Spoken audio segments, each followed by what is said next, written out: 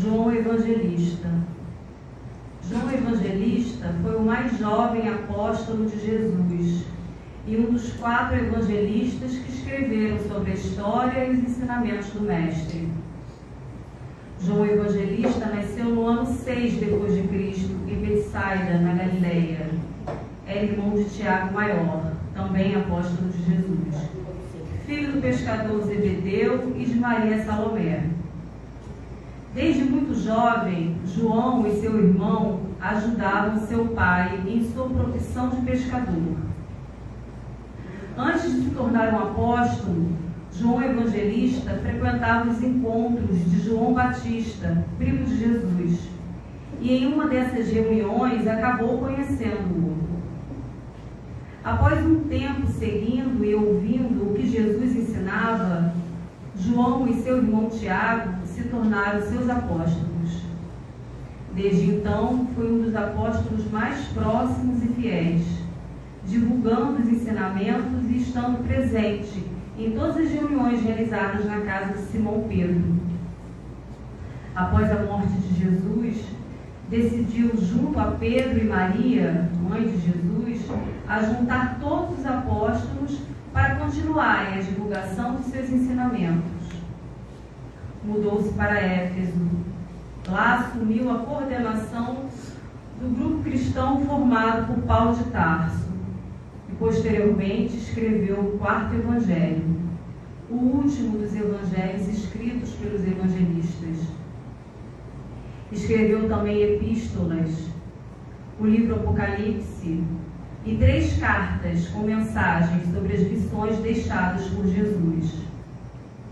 Em 103 depois de Cristo, aos 94 anos, João Evangelista morre na cidade de Éfeso, deixando um dos evangelhos que nos mostra até os dias de hoje a vida e os ensinamentos de Jesus.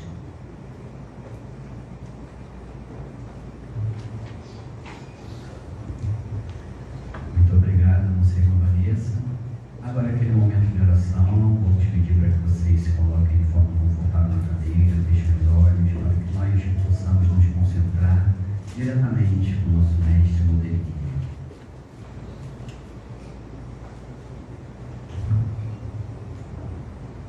Deus Pai Todo-Poderoso, amado Mestre Jesus, Espíritos benfeitores, trabalhadores da Seara de Jesus, é com imensa alegria que estamos aqui na Tua casa, Senhor. É com a gratidão enorme que estamos aqui no Centro Espírita João Evangelista para louvar, bendizer e engrandecer o Teu nome. Deus Pai Todo-Poderoso, amado Mestre Jesus, repousa a Sua mão poderosa sobre nossas cabeças e também de nossas famílias aqui representadas, fazendo com que, ao adentrarmos aqui, tenhamos paz, intuição, sabedoria e que os nossos problemas sejam solucionados de acordo com o que o Mestre queira. Deus Pai Todo-Poderoso, amado Mestre Jesus, faça com que saímos daqui bem diferente do que chegamos. Faça também com que tenhamos sabedoria e entendimento para percebermos que tudo é no seu tempo e na sua hora. Que nenhuma folha cai de nenhum galho, de nenhuma árvore, se não for pela tua permissão. Deus Pai Todo-Poderoso, amado Mestre Jesus, fique conosco, não só por hoje, mas por todo sempre. Que assim seja, graças a Deus.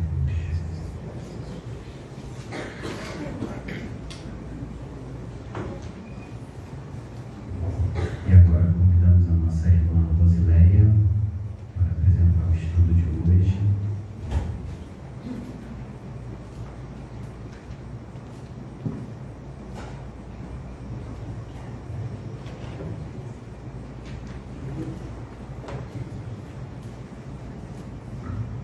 Boa noite, amigos. Que alegria estar aqui mais uma vez, principalmente numa noite tão festiva. Ontem, o Centro Espírita João Evangelista completou 37 anos.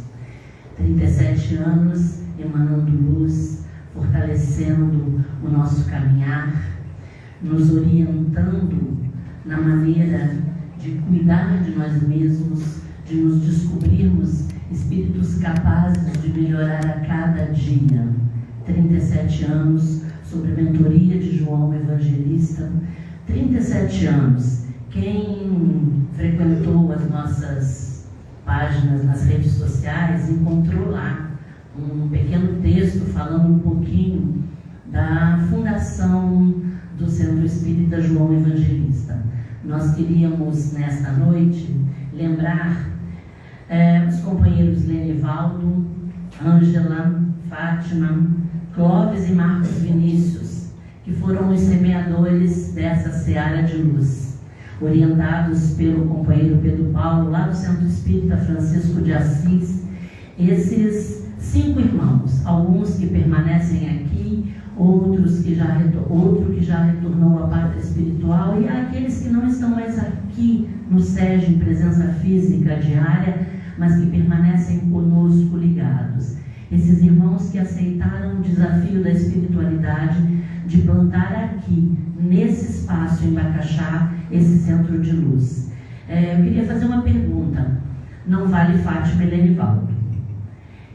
Quem é que sabe por que é que o nosso centro se chama João Evangelista? Levanta a mão. Não é para responder não, é só para levantar a mão. Pois é, né? Gente, alguns são frequentadores novos, mas alguns de nós, inclusive eu, agora eu já sei, porque perguntei. Alguns de nós estão aqui há bastante tempo e a gente não sabe por que é João Evangelista. O seu Pedro Paulo, lá do Francisco de Assis, quando esse grupo que eu mencionei teve desejo de fundar um centro aqui em Bacaxá, porque Bacaxá não tinha esse espaço, cedeu, doou um espaço, doou o terreno e já disse aos companheiros que aqui ia se instalar o Centro Espírita João Evangelista, porque lá era Francisco de Assis.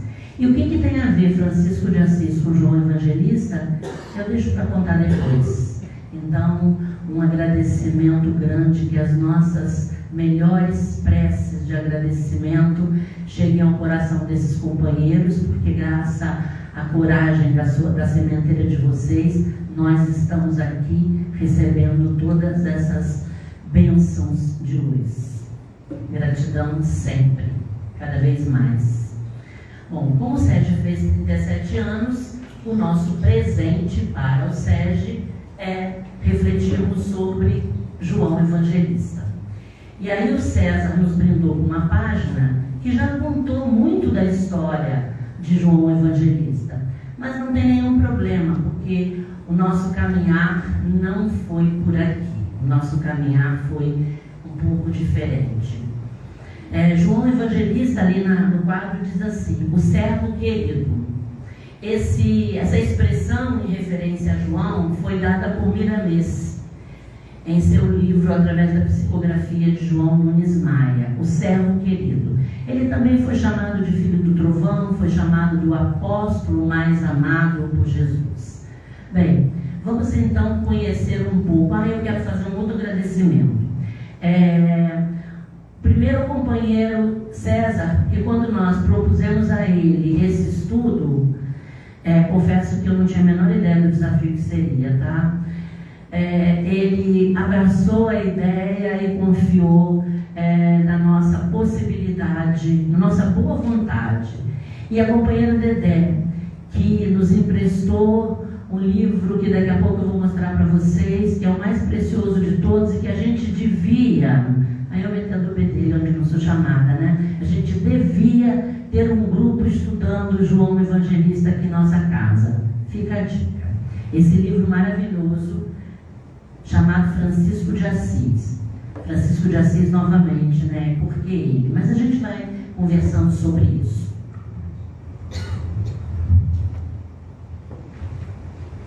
Para falar de João Evangelista, nós vamos voltar um pouco no tempo.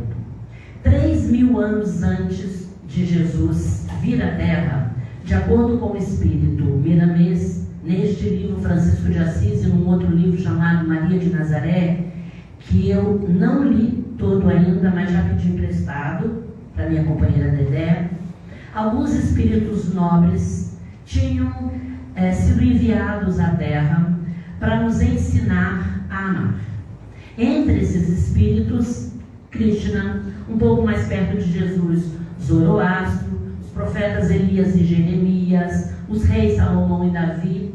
Mas entre esses espíritos, um profeta muito especial seria enviado, o profeta Daniel. Daniel nasceu por volta de 620 a.C.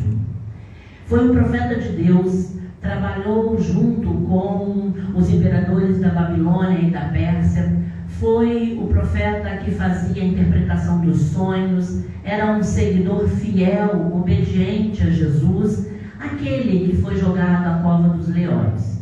Mas esse é outro assunto. Aliás, essa não é outra história. Essa é a mesma história, mas essa parte da história de Daniel fica para uma outra vez, quem sabe, uma outra oportunidade. Segundo Miramês, a preparação da terra para que Jesus pudesse encarnar entre nós foi grandiosa e muito bem articulada. Segundo ele, aquela região da Palestina inteira foi magnetizada para que dois espíritos muito nobres, nobilíssimos, pudessem, daí a algum tempo, vir à Terra. O espírito de Jesus e o espírito de Sofia. A preparação se fez. Mas a coisa talvez mais importante que aconteceu naquela preparação foi feita pela espiritualidade maior, sobre a égide de Jesus, retirando 2 bilhões, eu vou repetir o número, 2 bilhões de espíritos que habitavam a Terra e em torno dela, espíritos equivocados, sombrios, desajustados. Esses 2 bilhões de espíritos foram retirados da Terra e levados para uma colônia chamada Colônia da Cruzada. Guardem esse número e esse nome, Colônia da Cruzada. E por que eles foram retirados? Para que a terra pudesse encontrar uma sintonia que permitisse a vinda de Jesus. O próprio Jesus foi à constelação de Sírios para buscar o espírito de Sofia, que viria a ser Maria de Nazaré, sua mãe. Mas para a gente ter uma ideia do trabalho da espiritualidade, na retirada desses 2 bilhões de espíritos equivocados, toda a região da Palestina tinha naquela época aproximadamente 3 milhões de encarnados. Imagine, toda a região da Palestina, 3 milhões, mas a espiritualidade precisou retirar da terra 2 bilhões para que existisse condições de Jesus chegar até nós. Bom, a preparação de Jesus, buscando o espírito de Sofia, né? Nessa preparação aconteceram coisas maravilhosas, que são descritas nesses 2 livros, e em outros também, mas especialmente nesses 2 livros que citamos através da psicografia de João Nunes Maia, editado pelo Espírito Milanês. Jesus também escolhe cerca de 100 discípulos que deveriam vir com ele, para que ele estivesse junto a esses espíritos, verdadeiramente ensinando o que é amar. Entre esses espíritos, entre esses 100 espíritos encarregados de vir para ajudar nessa preparação do que verdadeiramente é amar, nasceu em Betsaida, na Galileia, um espírito muito nobre, nobilíssimo, no seio de Nazaré, no seio de Salomé e Zebedeu, tendo como irmão Tiago maior, para se diferenciar do outro Tiago, que fora chamado Tiago menor, primo de Jesus. João Evangelista nasce na casa de Salomé e de Zebedeu.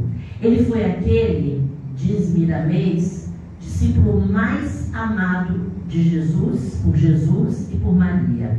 Mas também foi, entre os 100 discípulos, o que mais os amou, o que mais se dedicou.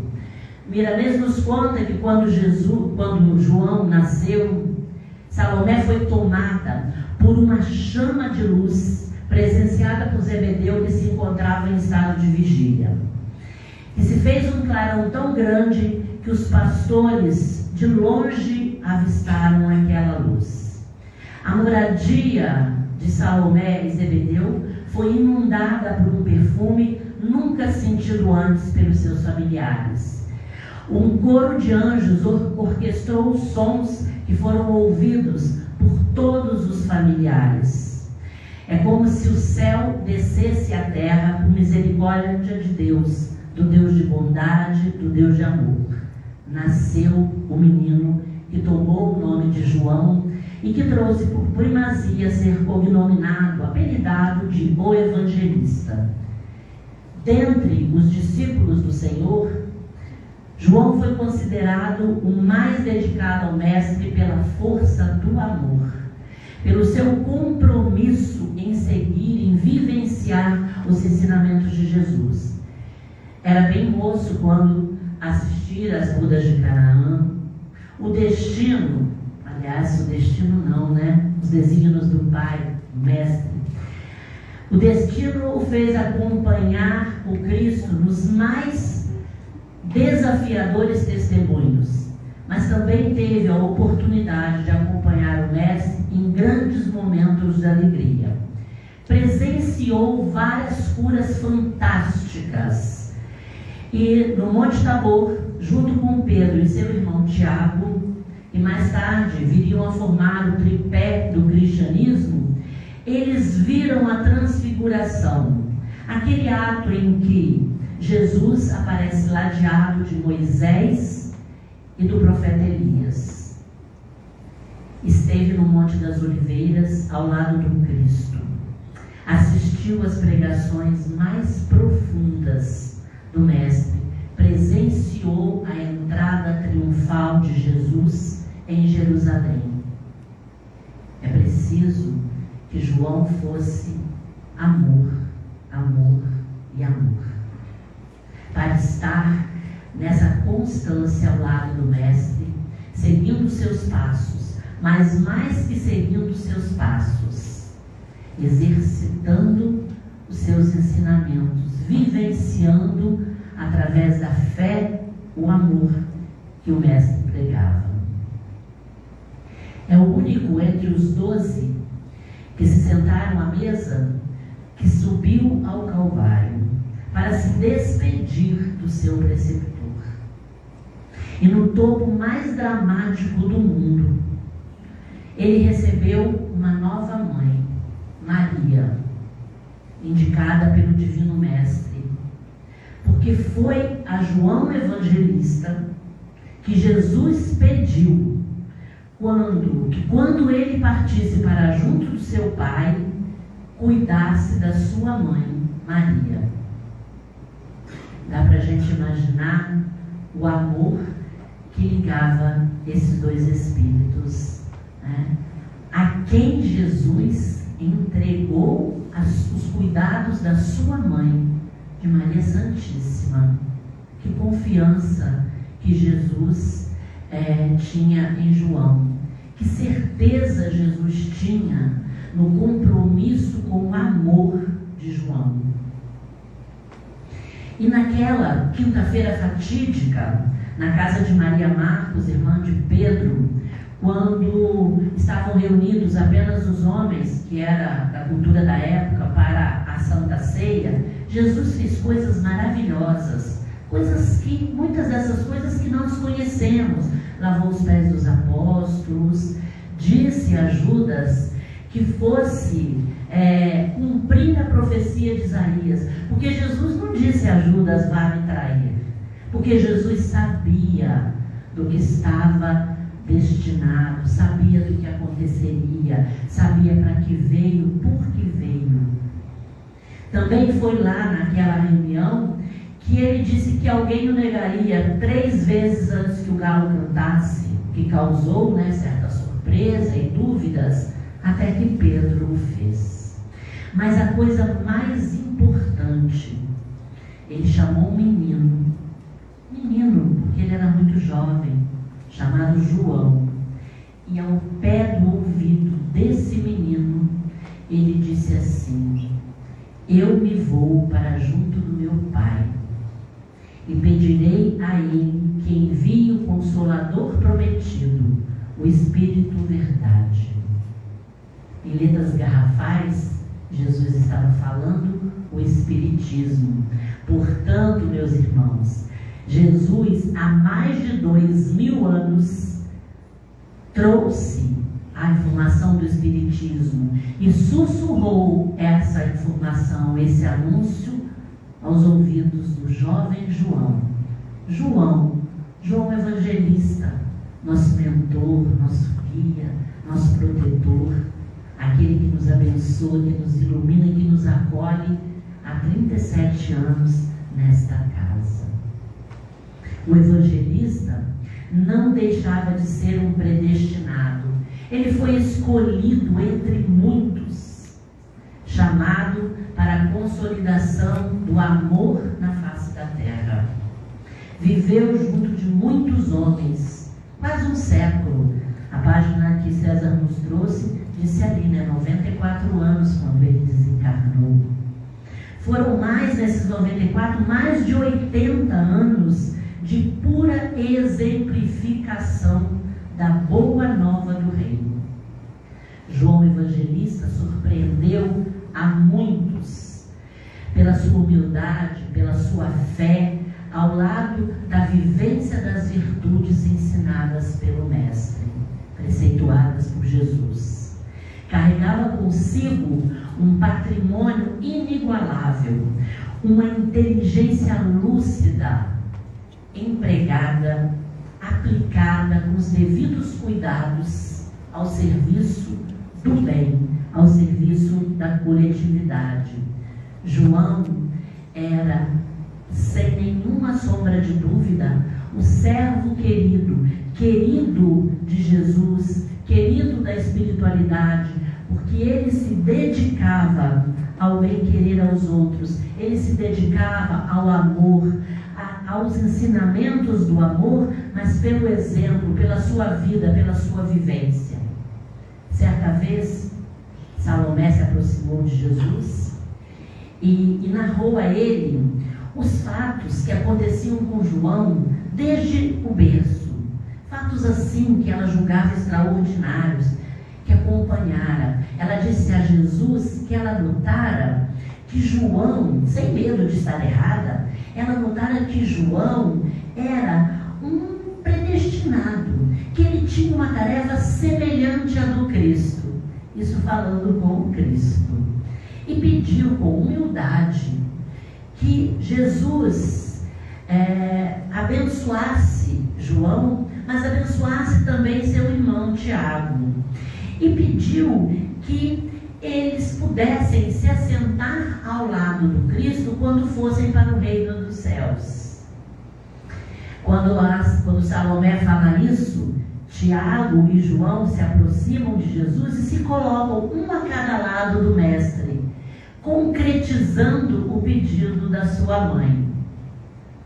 O Cristo, fixando seus grandes olhos nos olhos de Salomé, com aquela bondade e serenidade que eram próprias, disse assim: Salomé, não compete a mim decidir, deixar ou não que os teus filhos se assentem ao meu lado na marcha que se propuseram a caminhar na terra e no céu.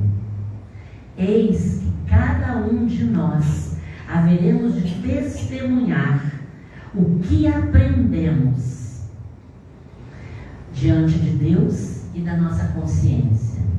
No entanto, Salomé, rogaremos ao nosso Pai Celestial que os mantenha em minha companhia, para que a felicidade aumente em meu coração e a tua vontade seja satisfeita, se esta for a vontade do Pai. Olha a humildade de Jesus. Atendeu aquela mãe, se colocou, disposto a orar pelo pedido que ela fazia, mas deixou bem claro que a realização de todas as coisas precisam atender à vontade de Deus, porque só Deus sabe se o que pedimos, quando pedimos, precisa estar na hora de ser realizado. Então Jesus atendeu ao pedido de Salomé, mas deixou claro, com humildade, que Deus estava acima de todas as coisas. João Evangelista cresceu em sabedoria e em virtude. Experimentou muitas vezes a fome, mas não se amedrontou. Sentiu na pele chagas de várias procedências, mas nada o esmorecia na difusão do Evangelho. Não fez distinção entre as vestes de quem quer que seja. O seu apostolado foi dirigido a todos. Teve sempre e somente amor. Quando João soube, mais tarde, que Tiago, seu irmão, havia sido morto de maneira drástica pelos opositores da Boa Nova, ao invés de João se abater, se enfraquecer, ele incorporou os ideais do seu irmão e sentiu dentro do seu peito um grito do coração, que é como se o coração mandasse que ele avançasse, porque a partir daquele momento, em seus ombros pesavam dois compromissos, os seus e os de Tiago. E quando ele foi participado da crucificação de Pedro pelos romanos que ainda queimaram o corpo de Pedro, ao invés de João Evangelista temer a fúria dos inimigos, ele incorporou a fé do apóstolo pescador em novas frentes de trabalho.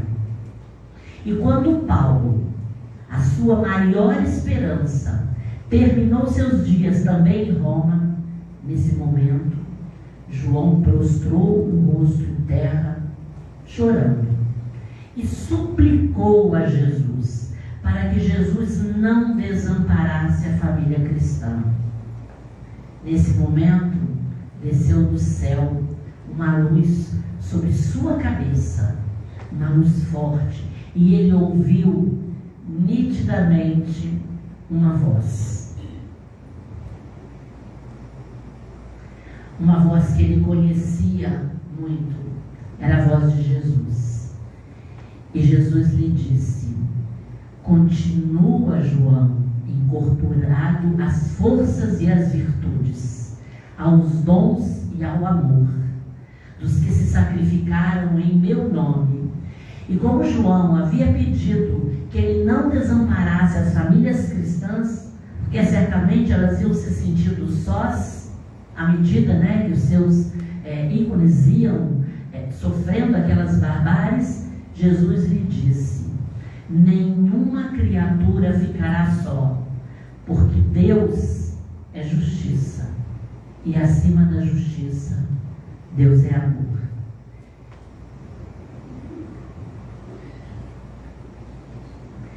Nós costumamos brincar aqui algumas vezes que alguns dos ensinamentos que a doutrina nos traz, a gente devia escrever na pálpebra, Eu já falei isso algumas vezes brincando aqui, para que quando nós abríssemos os nossos olhos, nós vislumbrássemos diariamente aqueles ensinamentos. Essas palavras de Jesus a João, a gente não precisa escrever na pálpebra, não. A gente precisa fixá-las, escrevê-las em nosso coração e vivenciar. Quando a gente se sentir só, lembrar das palavras do Mestre Jesus: ninguém ficará só, porque Deus é justiça, e acima da justiça, Deus é amor.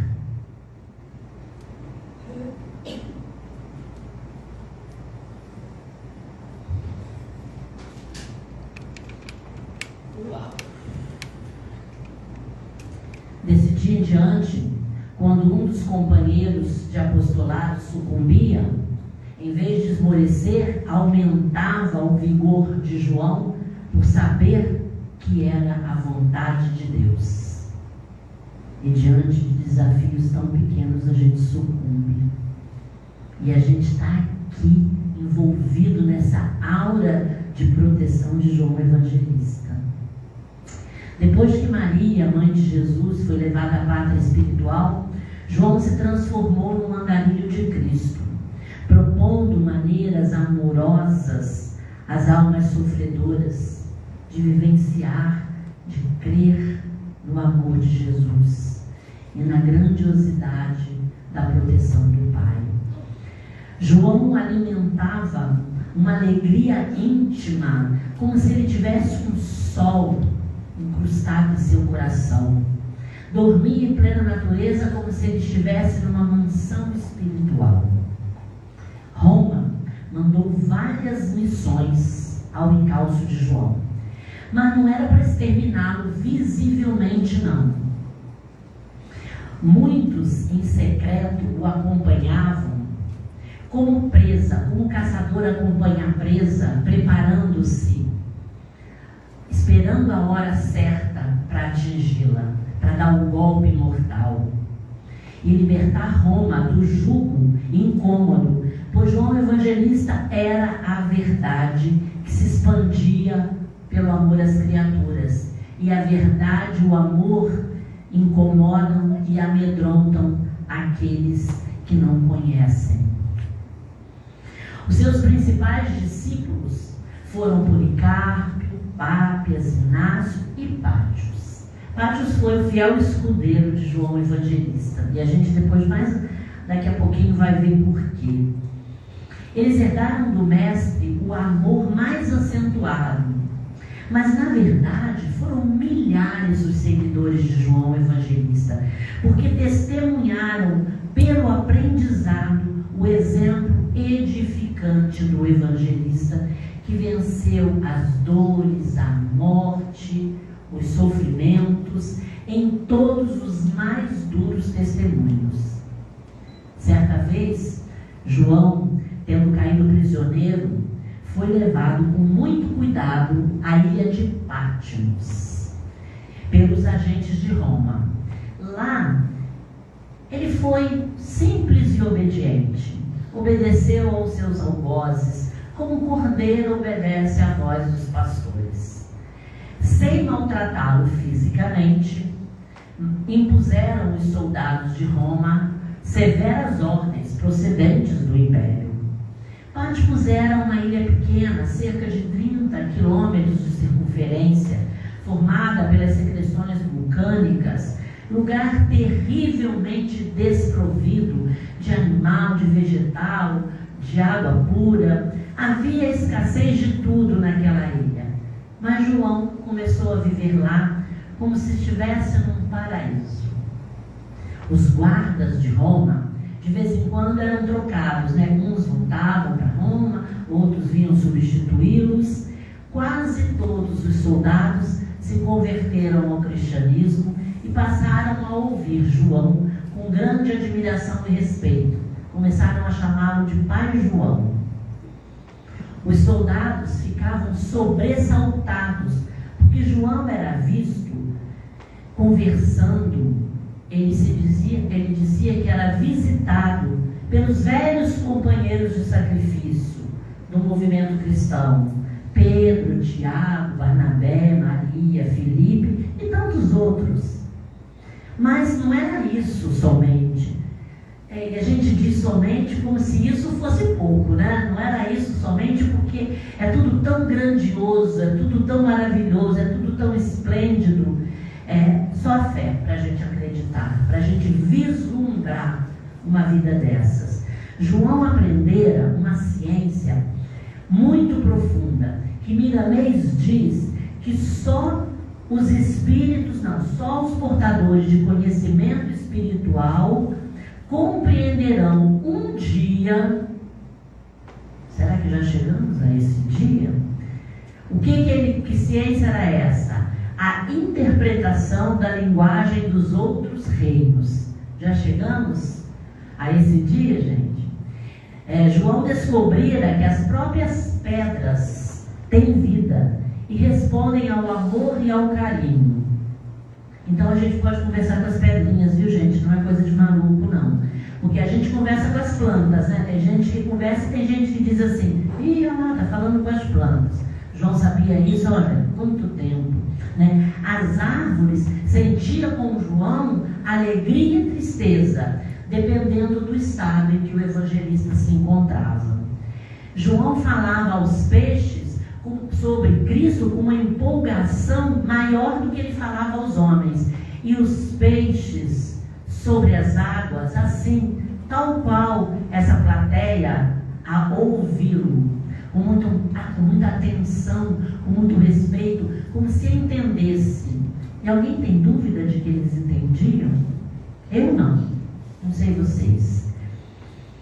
Cristo, João dialogava com o vento e pedia com humildade que o vento levasse a sua fala e a fala de todos os mensageiros do Cristo para os lugares que dela carecessem, aos enfermos, aos aflitos. Ele dizia assim: vento amigo, inspira as almas do bem e tranquiliza as feras humanas. Tu, vento, és agente de vida, és bênção de Deus. Olha a humildade desse servo, desse servidor. Ele está isolado, enclausurado, num lugar que carecia de tudo. E ele pede que o vento leve a quem carecesse o seu amor, a sua fala sobre Cristo, a sua fé, a sua certeza. Mas não só as suas, a de todos aqueles que tinham como ele também a fé, também a certeza e também o amor. Um dia, um soldado se aproximou de João e perguntou a ele assim: esse tal de Jesus que você tanto fala, que é o nosso Salvador, por que ele te deixa aqui nessa ilha? Quantas vezes João Evangelista pareceu estar só. E o soldado falou: ele deixa você só, aqui, sozinho aqui. Mas ele sempre afirmou que aprendeu com o mestre. E ele disse aos soldados assim: quem ama não vive só, não vive isoladamente. Eu não estou só. O Cristo nos ensinou como vivemos unidos, mesmo estando distantes, mesmo nos encontrando distantes uns dos outros, pois estamos ligados pela ciência magna do amor. Então, quando nós estamos ligados pelo amor, não tem distância. Não há distância entre nós, os nossos entes queridos que mudaram de cidade, que mudaram de estado, que mudaram de país, ou que mudaram para a pátria espiritual. Quem ama está em contato constante com os seus, onde quer que eles estejam, e eles estão junto de nós e próximos a nós, ligados pela ciência magna do amor. Outra lição para a gente incrustar no nosso coração: nós não estamos sós quando amamos, porque o amor não permite a solidão. O amor junta, o amor acolhe, o amor sereniza nossa mente, nosso coração. Um outro soldado se aproximou de João Evangelista e disse assim: nós aqui neste lugar sentimos muita sede. Essa água que bebemos pesa em nosso organismo. Miramês diz que as lágrimas desceram dos olhos de João, que se pôs de pé, levantou os olhos para os céus e pensou em Cristo, pensou em Maria, em Salomé, em Zebedeu, em Pedro, Tiago, Barnabé. Mas ele lembrou-se principalmente do Velho Testamento, da passagem que Moisés, naquele deserto escaldante, toca numa rocha e dela fluirá água pura para os sedentos do deserto.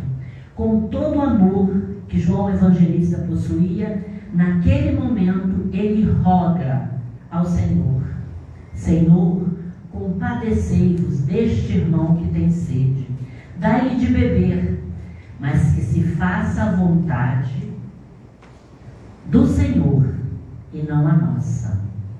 Ele pede água para matar a sede, para aliviar a sede, mas se isso for a vontade de Deus.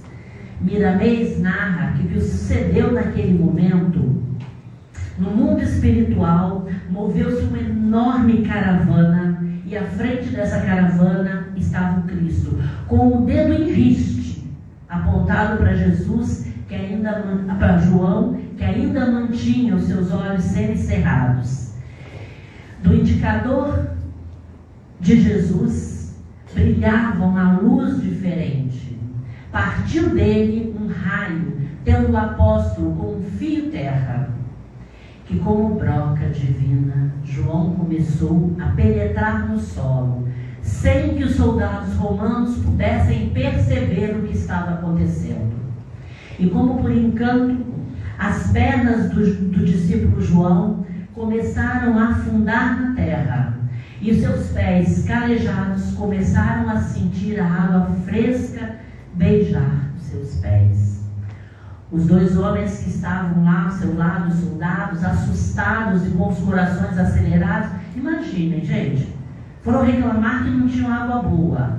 De repente, João Evangelista está lá porque eles não viram o que aconteceu. De repente começa a jorrar água pura. Constataram ali, sem entender, o fenômeno do poder e da fé.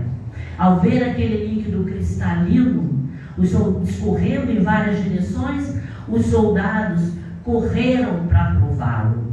Desconheciam um outro líquido igual àquele. Mesmo das mais famosas fontes do país onde viviam, não havia comparação. Além de saciar a sede, aquela água também alimentava, como se fosse um bom repasto romano. Ajudaram então o pai João, porque era assim que eles estavam chamando, a sair da fonte surgida, sem palavras, silêncio profundo, porque eles estavam aturdidos pelos acontecimentos. Muitas coisas maravilhosas ocorreram naquela ilha em que João fora colocado, como se ele fosse um barco no Mediterrâneo, para que ele pudesse falar como medianeiro das coisas que haveria de vir. Chegaram então ordens expressas de Roma para que João fosse sucumbido. E aí, todos nós sabemos pela história, né, que quando as ordens de Roma chegavam, os soldados haviam de cumprir. E eles foram falar com João, que estava recostado sobre uma rocha, contaram, né, as ordens que receberam, e aqueles carrascos foram com João, se dirigiram ao local onde se achava um tacho de enormes proporções, cheio de azeite em ebulição, fervente.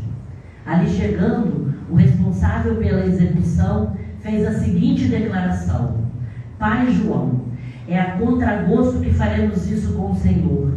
No entanto, somos obrigados a agir assim por ordem procedente de Roma. O Senhor mesmo deve saber que uma decisão do Império não aceita vacilação. Se isso acontecer, as nossas próprias vidas e as de nossas famílias perecerão. Que Deus nos perdoe e que o Pai nos livre do inferno, porque a ideia não é nossa, João. Temos, todavia, que jogá-lo dentro desse tacho, em nome do seu mestre, como reza o documento, a escritura que nos foi enviada de Roma.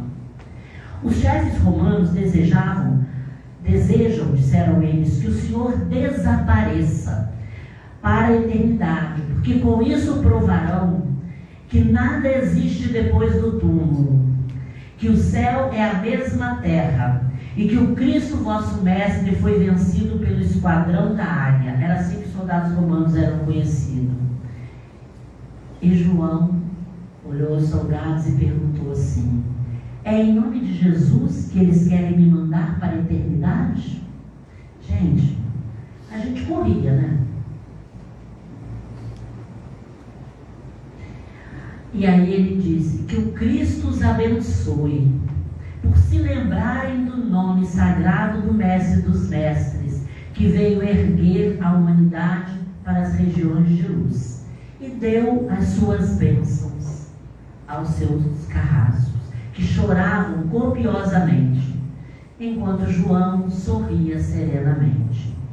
Depois de passado alguns dias, e se cumpriu, né, a ordem, depois de passar o tempo estimulado por Roma, o fogo apagou, o azeite esfriou, os soldados começaram a entornar aquele caldeirão numa sepultura que eles cavaram com a intenção de abrigar, né, os despojos do João, do pai João. E Milanês conta que o velho companheiro de Jesus ergueu-se do fundo daquela imensa vasilha para o espanto de todos, abençoando-os novamente. Parecia que ele estava chegando de uma longa excursão.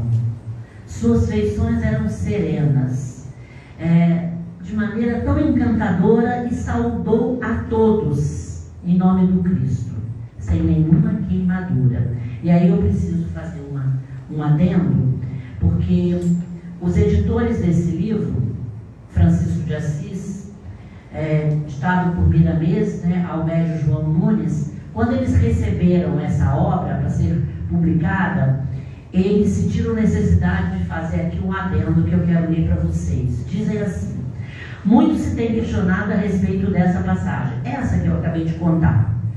Também nós, ao recebermos o livro para análise e publicação, a questionamos. Porque imaginem, publicar isso num livro parece alguma coisa tão fantasiosa, né? E procuramos o médium João Nunes Maia. Lembramos, dizem os editores, com nitidez do seu olhar profundo. João Nunes Maia tinha os olhos rasos d'água, e ele nos respondeu com humildade, dizendo assim: mas eu vi. Miramês projetou um quadro à minha frente, como se fosse uma tela de televisão, e eu vi quando dois espíritos vestiram uma roupa fluídica, como se fosse uma roupa de astronauta, como se fosse um escafandro que aqueles mergulhadores usam. Naquele momento, dada a sua reação humilde, mas convicta, paramos para refletir e, entendendo a profundidade da ação da espiritualidade superior, solicitamos permissão para esclarecer o leitor. Que obtivemos, mas ele mais uma vez, o médium, solicitou paciência e confiança e nos mostrou que os espíritos preparados para entender não careceriam de explicação. E aqueles que não entendessem careciam de tempo e não de explicação. Está na nota do livro. E os homens, quando João saiu daquele grande tacho, perplexos se ajoelharam, e logo em seguida se aproximou de João um bando de pássaros que revoavam em torno do apóstolo, cantando em uníssono uma canção que o mestre das profecias entendeu como uma mensagem.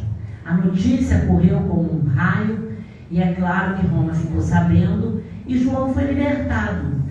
Ele foi liberado para ter acesso por onde ele quisesse, mas os soldados ficaram temerosos e sugeriram a João que ele vestisse, usasse uma roupa, um traje velho de soldados, raspasse a cabeça, se mudasse para Éfeso e usasse um outro nome. E que nome eles sugeriram? Francisco.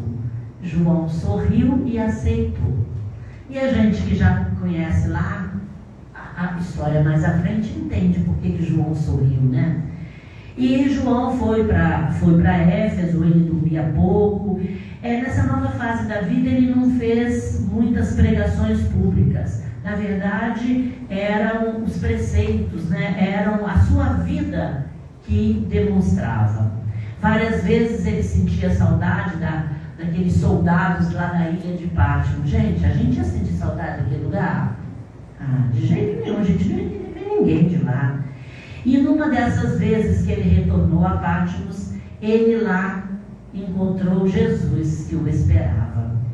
E Jesus lá em Pátimos dita a ele o Apocalipse. E entre as coisas que estavam no Apocalipse, tinha uma coisa descrita, que vocês vão se lembrar daquela nossa fala lá no começo das reflexões. Estava escrito que aqueles 2 bilhões de espíritos que estavam na colônia da cruzada começariam a encarnar na terra, matando em nome de Deus e de Jesus com o nome de cristãos, matando também em nome de Alá e Maomé com o nome de muçulmanos. Entre os espíritos que estavam lá nas cruzadas, alguns conhecidos nossos, né? Maria Louca, Gengis Khan, e o personagem mais conhecido ainda, Hitler.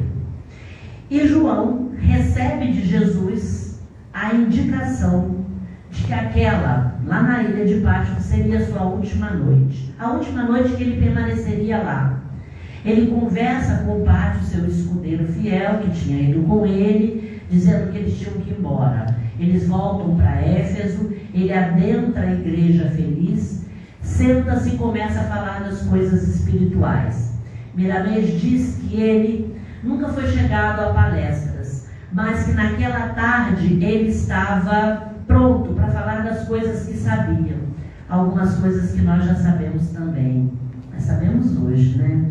Da pluralidade dos mundos, da pluralidade das existências, da grandeza de Deus, desse Deus Pai de justiça, de bondade, desse Deus que não pune. Começou a falar da imortalidade da alma, falou de tantas coisas belas. Lembrou de Paulo de Tarso, das epístolas. E depois ele tentou levantar-se, apoia-se nos braços da poltrona e não consegue. Quando ele olha para o lado, ele vê uma mão estendida que segura os seus braços. E ele reconhece a ajuda de Jesus. Imagina, né? A gente sentado querendo se levantar e quem segura o nosso braço é Jesus. A felicidade de João era tanta, né? E Milanês diz que ele sentiu tanta felicidade que as luzes envolveram o seu corpo em torno dele, em torno de Cristo, e formou-se um corredor, e todos que tocavam em suas vestes e nas vestes de Jesus eram curados. Em especial, um leproso foi curado quando tocou nas vestes de João. Esse homem, 1200 anos depois, seria riquíssimo em Assis, se chamaria Pedro Bernardoni. Aquele leproso não entendeu por que João o curara. Mas João depois foi para casa e lá em sua casa ele próprio começa a promover o desenlace entre o perispírito dele e o seu corpo. Coisa que acontece somente com espíritos nobres. Nós sabemos que no momento do nosso desenlace, os espíritos vêm até nós para nos ajudar nesse desligamento. Mas João ele mesmo faz. Seu espírito chega ao plano espiritual numa verdadeira recepção divina. Quem primeiro se aproxima dele é Salomé, sua mãe, depois Zebedeu, seu pai, Tiago Maior, seu irmão, Paulo de Tarso, Pedro e tantos outros amigos espirituais. Mas ele amava muito, muito, muito a um ser especial e viu uma luz vindo em sua direção. Era Nossa Mãe Santíssima, Maria de Nazaré. Quando ele vê aquela mulher santa, ele se ajoelha aos seus pés. E aquele anjo celeste segura nos braços de João para que ele se levante, para dizer: meu filho, levante-se. E ao se levantar, ele vê uma luz maior ainda, resplandecer de um jeito inexplicável, que Miramês não consegue traduzir em palavras para nós. Um brilho maior. E ali estava o Mestre Jesus, a quem ele tanto amou. E aí, eu sei que o relógio está me chamando, mas eu preciso só chegar no finalzinho. Pulem lá para o ano de 1009, João Evangelista desencarnou. Chega a época daqueles espíritos que estavam lá em cima reencarnarem. Alguns nascem como mouros, outros nascem como cristãos. Os espíritos começam a vir no número. Lembram que eram aqueles espíritos desajustados. E acontece aquele processo das cruzadas, que foram 8, aquela matança, tanto sangue durante 200 anos. E Jesus novamente chama João Evangelista e diz a ele que ele precisa organizar um grupo dos 201. E então começam esses espíritos, esses 200 espíritos, já que João era o 201, a descer. Joana de Guz encarna em Assis com o nome de Clara, o espírito de Shaolin encarna no Marrocos, Zaqueu, aquele cobrador de impostos, encarna em Portugal com o nome Fernando de Lisboa, e tantos espíritos novos. Mas o chefe deles, daqueles 201, vem ser quem? João Evangelista. E ele vai nascer onde? Em Assis. Filho de quem? Daquele comerciante riquíssimo que há cerca de 1200 anos atrás fora curado ao tocar em suas vestes, que a lepra saiu. A quantidade.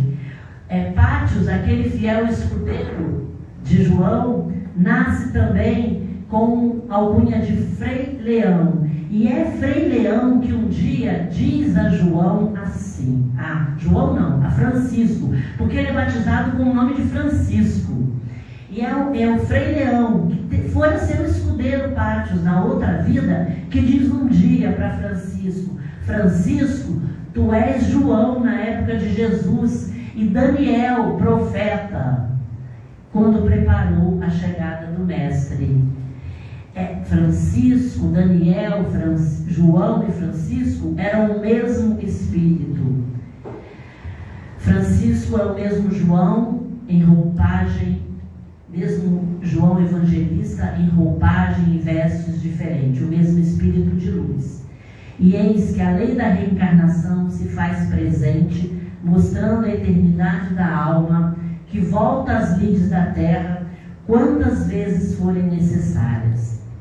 Nós vamos concluir, meus irmãos, embora nós pudéssemos ficar aqui muito tempo mais falando de tantas as maravilhas, com as palavras de João Evangelista, que estão no Evangelho segundo o Espiritismo, no capítulo 8, lá no item 18, onde tem instrução dos Espíritos. No último parágrafo, João diz assim: meus bem-amados, são chegados os tempos em que, explicados, os erros se tornarão verdades. Ensinar-vos-emos o sentido exato das parábolas e vos mostraremos a forte relação que existe entre o que foi e o que é. Digo-vos em verdade, a manifestação espírita avulta no horizonte, e aqui está o seu servo, e aqui está o seu enviado, que vai resplandecer como o sol no cume dos montes. João Evangelista, Paris, 1863. Que a singela reflexão que nós pudemos fazer nessa noite, singela porque a vida desse irmão é tão grandiosa que é desafiador esse tempo que nós possuímos por aqui, mas que as reflexões dessa noite, que essa pontinha, que essa gota de conhecimento sobre esse irmão que esteve entre nós, que tem a mentoria da nossa casa, que é o nosso patrono, que nos orienta, que cuida de nós, que há 37 anos coordena para que nós sejamos tão imantados de bênçãos, que ele possa, seus ensinamentos de amor possam resplandecer, como ele mesmo disse, como o sol no cume dos nossos corações. Que assim seja, graças a Deus.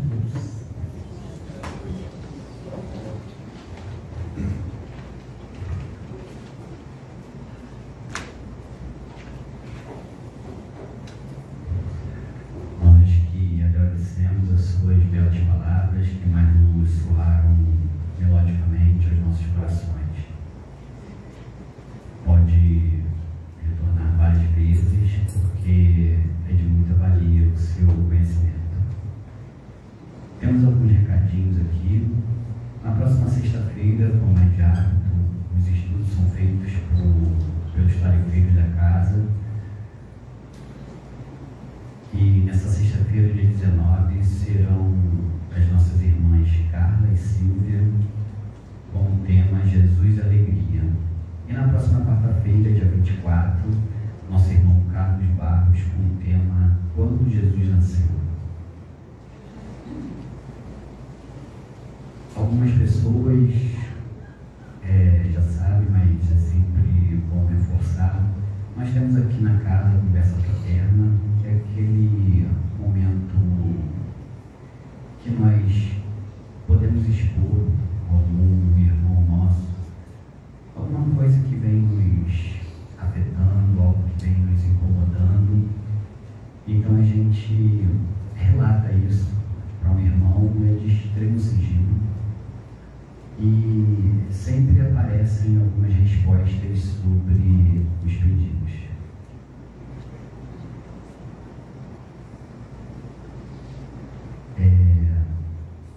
Essa conversa é sempre feita 1 hora antes da palestra, ou seja, às quartas-feiras a conversa fraterna começa às 19 horas e às sextas-feiras começa às 18 horas. A gente tem também um grupo de preces que trabalha toda sexta-feira. Eu não sei se todos repararam, lá na entrada dos cadernos, cujo título é Desencarnados e Encarnados. Se alguém sentir a necessidade de colocar o nome de alguém, esse nome sobe às sextas-feiras e fica por 3 semanas. Se você acredita que essa ideia vale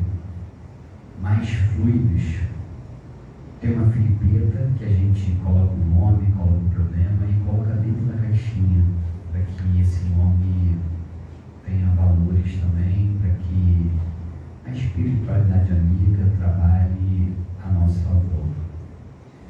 Tem uma observação agora, mais válida para todos os tarefeiros. Na segunda-feira, dia 22, às 19 horas, nós nos encontraremos aqui para uma unificação dos trabalhos. Essa reunião, dia 22, às 19 horas, próxima segunda-feira, ela tem o valor de unificar as tarefas, de que nós saibamos como proceder em todos os campos que a casa oferece. E agora vamos ao momento do passe, que ele não é obrigatório, mas na minha opinião ele é extremamente recomendável. Temos como dirigente do passe Lenivaldo, e os passistas daqui da terra são Lúcia, Eliana, João Carlos, Renata, Solange e Vanessa. Lá dentro da Câmara de Passe também estaremos sobre a proteção da espiritualidade amiga, dos benfeitores de Jesus, e é um momento para que nós tenhamos a nossa reflexão do que a gente vem fazendo, do que a gente precisa, e a gente continua pedindo, né? No salão é comum de a gente pedir por todos os nossos bens, lá dentro é só por nós. E eu, de forma muito cordial e polida, peço, por favor, para que os celulares sejam mantidos em vibrador ou em modo avião, principalmente lá dentro da Câmara de Passe. Bom, dessa forma nos despedimos dos nossos irmãos internautas, e eu vou pedir a nossa irmã Rosilé para fazer a prece final. Boa noite.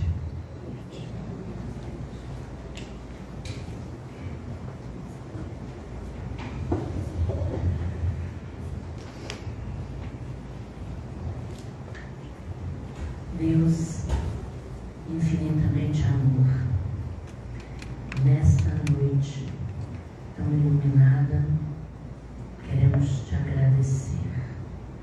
Agradecer pelo dom da vida, mas nesta noite em especial queremos te agradecer por todas as bênçãos que recebemos, por estarmos aqui, nesta casa, João Evangelista.